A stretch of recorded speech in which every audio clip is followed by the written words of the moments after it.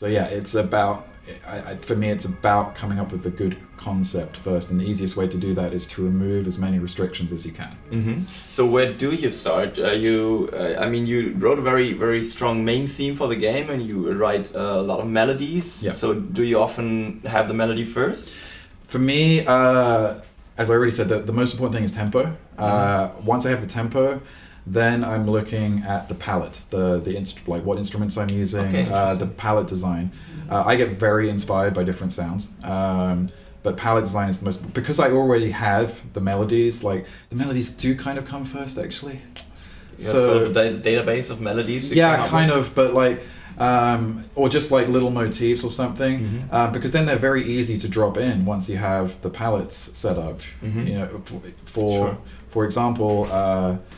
The Forlorn Ruins in Ori, it's an icy themed level, and so I choose a lot of cold sounding instruments, whatever that means, but cold sounding means it's partly an orchestration thing, lots of high tension in the strings, lots of gongs do sound quite cool, lots of metallic percussion, and I'm like, okay, well I've got these cool sounds, what would happen if I played a melody on them? And sometimes the cool sounds allow me to write a melody, or they just become a texture.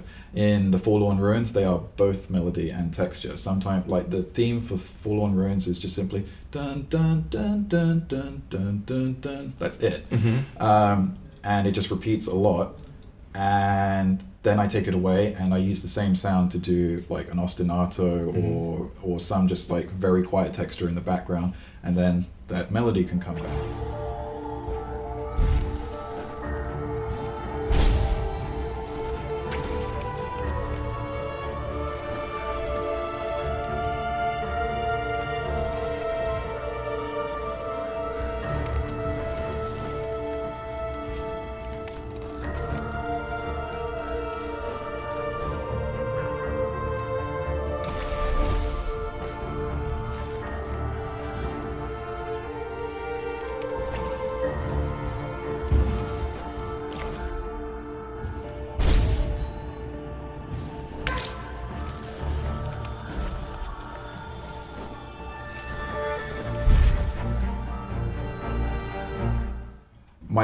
The musical structure of a lot of the exploration cues in Ori is very, very simple. Ambience or texture, melody. Ambience or texture 2, melody 2. Ambience or texture, loop. Yeah, I was amazed to hear that you just loop the tracks. You don't have that much adaptive stuff going on. Zero, right? Yes. I mean, it's adaptive in the sense that when you walk into that trigger, that loop starts. It's all trigger. It's very skillfully placed triggers. Yeah. And the only way you can get the triggers right is by playing the game. There you go. And because I'm playing the game, I'm like, oh, a door has opened. I can use the door sound effect to start a new piece of music. Because you can cover it up. You said that you like covering transitions with sound effects. Yeah. It's so easy simple and awesome. That technique has been used in films for years.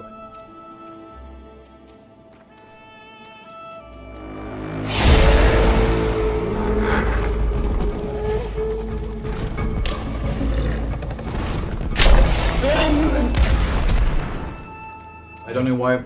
So we're spending all of this time coming up with this amazing, and it is amazing software in Wwise and FMOD. Like the capabilities of the software is really incredible.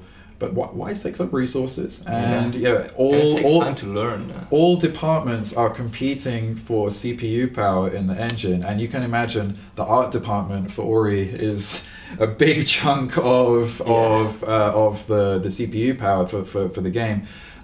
So all of the audio stuff is custom by our programming team. Our programming team built a custom mixing console inside Unity, which is just crazy to me. I don't know how they did that, but they did it. And it's more efficient because it's custom code, as opposed to Wwise, which I'm sure Wwise is very efficient, but it's not as efficient as custom code that has been optimized by one programmer. And has exactly the features that you wanted. Yes, and no extra features. Exactly. So everything else is just not there. Yeah. Yeah, it's one of the benefits of being in a small team as well. Like there's a lot of people working on different things all at the same time.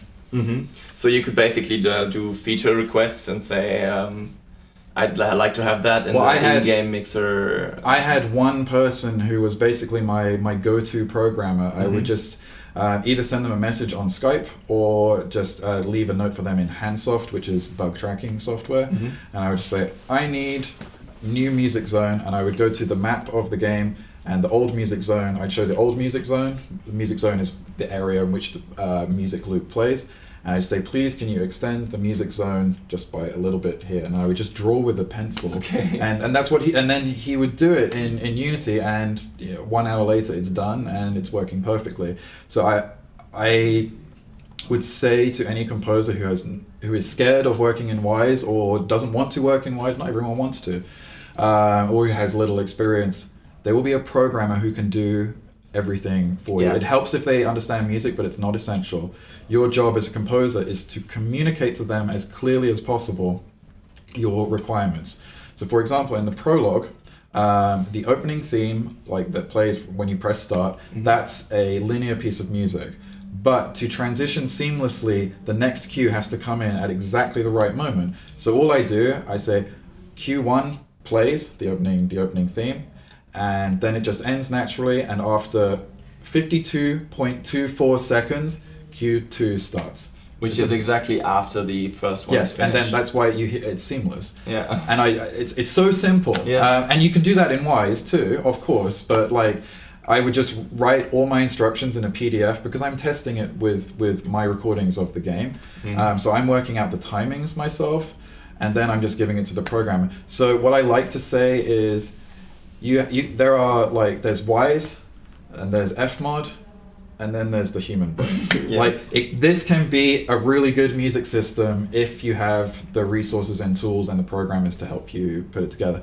But if you don't, Wwise can get you through a lot of really difficult implementation things, especially layering and branching. But when working on Ori so early, I was just like, we don't need this. It's not that complicated. And one of the things, I think if you have too much changing music, it can become distracting, and it can take you a little bit out of the experience. Hi, I'm Julian from BehindTheAudio.com. Thanks for watching. Make sure to subscribe and check out our website for more audio news and insights.